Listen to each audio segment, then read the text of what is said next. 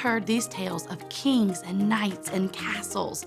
And let's be honest, who hasn't wanted to be a king or a queen before? It sounds like so much fun. You get a kingdom. You get to be the big cheese. And you get to make ridiculous rules. Today we will be hearing about the Israelites and how they wanted their very own king. But here's the thing. They already had a ruler. They had God. Yet they still wanted an earthly king like all of the other kingdoms around them. Let's learn more about that today, right after we worship together.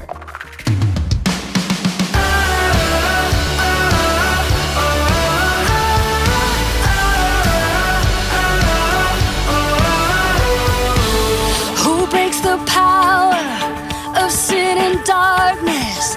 Whose love is mighty and so much stronger? The King of glory, the King above all kings. Who shakes the whole earth with holy thunder? Who leaves us breathless in awe and wonder? The King of glory, the King above all kings. This is amazing grace. This is availing love. That you would take my place. That you would bear my cross. You laid down your life. That I would be set free. Oh, Jesus, I sing for all that you've done for me.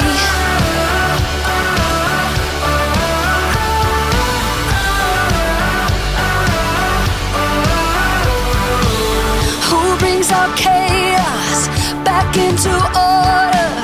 Who makes the orphan a son and daughter? The King of glory, the King of glory. Who rules the nations with truth and justice, shines like the sun in all of its brilliance. The King of glory, the King above all kings. Yeah, this is amazing grace. This is availing love. That you would take my place. That you would bear my cross. You laid down your life. That I would be set free. Oh, Jesus, I sing for all that you've done for me. Worthy is the one we praise. Worthy is the King who conquered the grave. Worthy is the one we praise. Worthy is the King who conquered the grave. Worthy is the one we praise. Worthy, worthy. This is amazing grace. This is availing love. That you would take my place. That you would bear my cross. You laid down your life. That I would be set free. Oh, Jesus, I sing for all that you've done for me. All that you've done for me.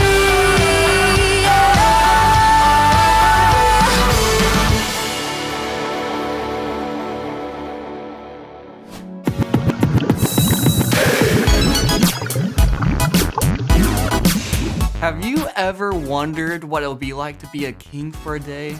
What would you do with that power? Well, today in our game, we have given 3 different people the power to be a king.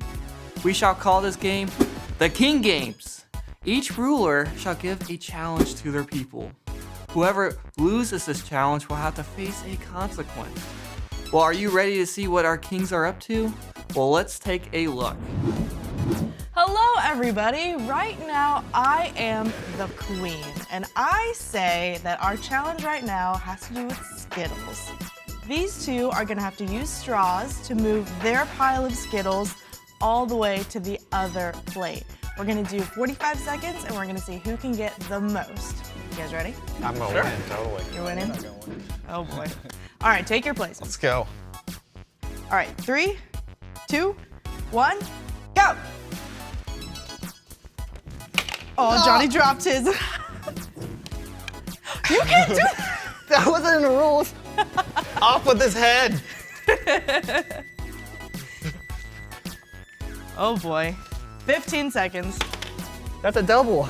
Yeah, but you dropped it. Wait, Todd's won Todd's one. got this. Oh my goodness. You can't do that either. No. I guess I should have specified what not to do. I think if you bounce too much when you're 5 running, you fall. seconds. 2, 1, time. I got 4. Johnny cheated and he still lost. Kids, don't cheat. You will lose anyway. Example number 1. Man. Thanks, Johnny. All right, Johnny, your Look, I went punishment for the double. is I got greedy and as it worked. follows. They're too heavy. Johnny, as your punishment, you must take a big scoop of baby food. Give me a big scoop. A big scoop. Ooh. Maybe we should ensure that he actually gets Yeah. fed, you know? Yeah, Because like a sometimes baby. babies, Yeah. they just don't get it in there right. Yeah, that's a great idea. You know, That's a really lot. good idea. And, you know, little babies can do big bites. That's not bad. This is a big baby. Open up, Johnny. Don't spit it out. You have this. Cool. Beech nut, butternut squash. How was it? It's like, it tastes like watery, sweet potato. It actually smells pretty good, like pumpkin Yeah. pie. It just, like the it. consistent, I can't even talk anymore. Ugh. It's all over my taste buds. Yeah. The consistency's not there. All right. Next game. As king for the day, I command my subjects to eat gummy bears out of these whipped cream pies.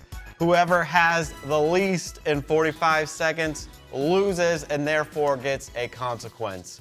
45 seconds starts. Can we use our hands? No, you must use your faces. All right, subjects, the 45 seconds begins now. Put them on that plate right there. Johnny has.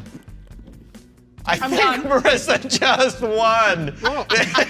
Johnny didn't get any, and it was like 10 seconds. Let me officially count. 1, 2, 3, 4, 5, 6.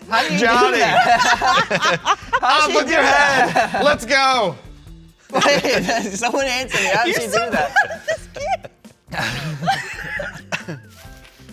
All right, for Johnny's consequence and losing that simple game, he will have to have his face smashed into a pillow of flour. So let's get this going right here.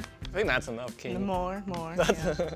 This has to be a good consequence. Johnny, take the knee. Ladies and gentlemen, we will now have him face his consequence in 3, 2, 1. Again!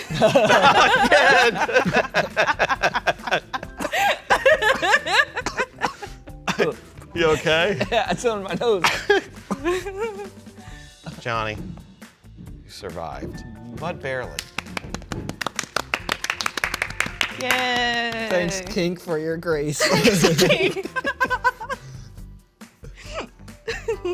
This only means that Johnny is king next. I'm very I'm nervous. afraid. All right. I am king now. My first decree as king is that we play Face the Cookie. But before we play Face the Cookie, someone feed me a cookie.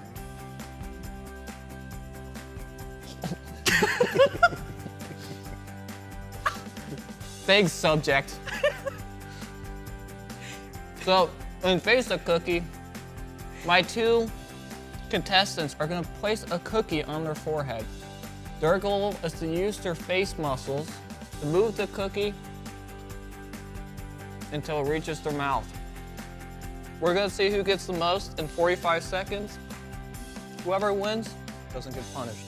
Never mind. All right, There's flour on there. subjects. 3, 2, 1, go. Ow. What are you doing? Oh no, I missed my mouth. You're trying to launch them. Come on, Cookie. Well, I got the More in 45 seconds. yeah, you got 26 seconds. You. Nope. They're still. I'm losing. Oh, I hate this. Why do you keep breaking them? 10 seconds. Oh, 3. Yeah, you're kind of done for Mars. That's all I got. Well, don't worry. Todd has won, but as a gracious king, I think we should do a pie for you. That is nice of him. All right, people. Yes. It is time for my subject, Marissa, to get pied.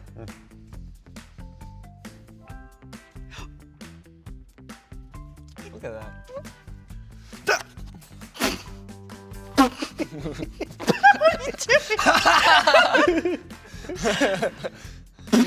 My mouth.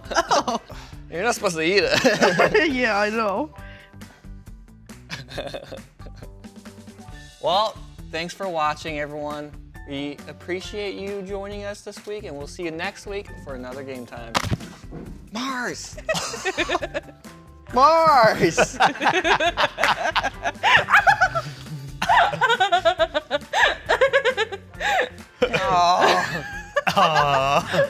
Mars, I got.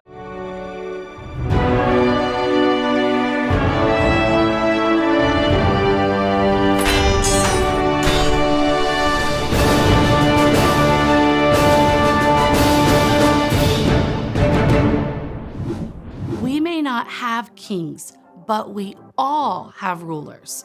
They could be our president, our teacher, or any other authority that has been put in place. But do you know who the ultimate king is? It's God. Today in our story, we will be hearing about how the Israelites didn't want to place their trust in the heavenly king. Instead, they put it into an earthly king named Saul. Have you ever heard of King Saul? Well, if not, we will be learning about him. Because it's a new series, we have a new big idea. I want you to repeat after me. God is holy because he is perfect and without sin. Buckle up, everyone. We have a Bible story to watch together.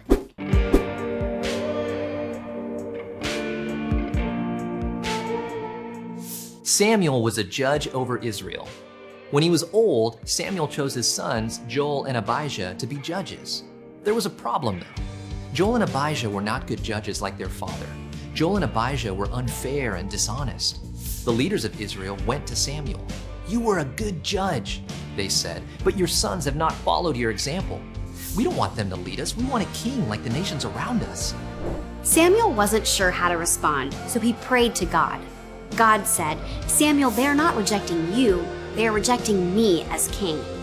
Give them what they want, but make sure you warn them what it will be like to have an earthly king." Samuel explained to the Israelites what rights an earthly king would have.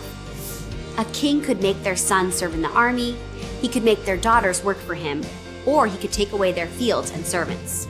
Samuel warned that the people would regret asking for a king, but the Israelites didn't care. "Give us a king," they said. So God told Samuel to give the people what they wanted.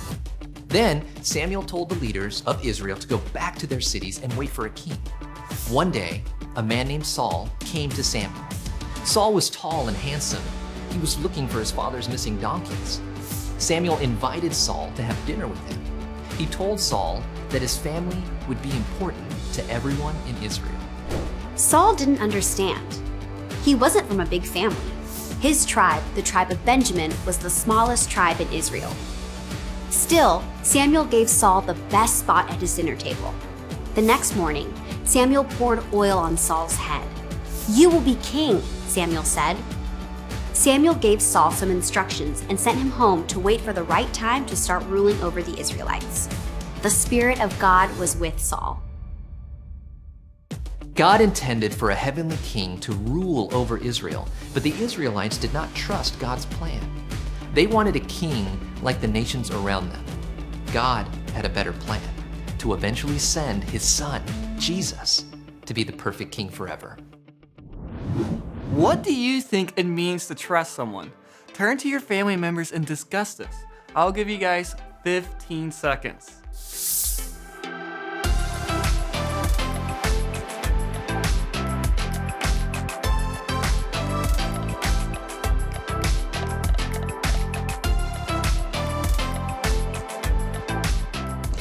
We put our trust in things all the time, sometimes good, sometimes bad. And I heard about this experiment from a friend, and I really wanted to see if we could trust it. I'm a little nervous, but I was told if I swing my arm fast enough with this bucket of water, all the water inside it will stay in it. You guys ready to try it? Oh no.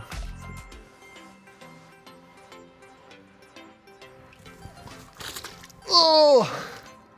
Oh! I'm so glad that thing didn't break. But hey, I was nervous, I was scared. It worked. If I didn't trust my friend and I stopped halfway through, I probably would have gotten soaked. But I'm actually pretty happy that it worked. In our story, we learned how the Israelites really didn't place their trust in God and how they wanted an earthly king. They wanted to have someone rule over them like the nations all around them. They had forgotten that God is good and God knows what is best for them. It can be hard to trust people. It can definitely be hard to trust in my friend who was telling me to swing around the bucket and I'll stay dry. But God has proven over and over again that He is good. He loves us, and we can trust that God will do whatever is best for us, even if things don't go the way we expect. God intended for a heavenly king to rule over Israel, but the Israelites did not trust God's plan. They wanted a king like the nations around them.